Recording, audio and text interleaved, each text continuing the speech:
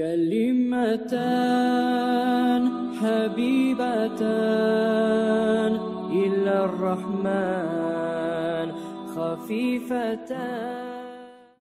Dağda 813. hadis. Ve an Abi Malih an Abihi radıyallahu anhu anna Resulullah sallallahu aleyhi ve sellem naha an culudis sibah. Peygamber gerurdu dağda xişni callani barisinde golların şu an kollamaktan. Şu an yayıp salmaktan.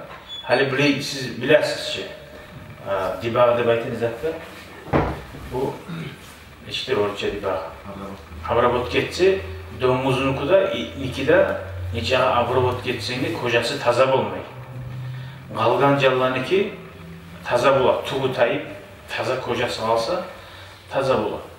Tek bolsa da Peygamber aleyhissalatu vesselam xişni jallani kocalarından geri ordu değil. Ollamaktan şu an.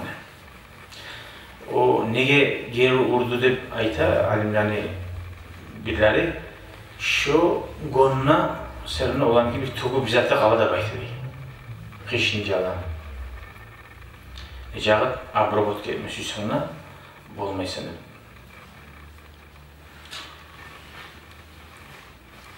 Yaramsa makna bulup bulan ne? Domuzunuku da ikide taza bulmaya kalganlıki bola dedi ki başka hadislerde.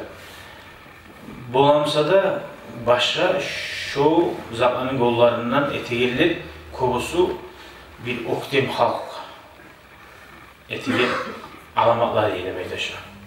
Bu sahali geri oldu. Elhamdülillahi Rabbil Alemin. Hadi şu bölüm bitti.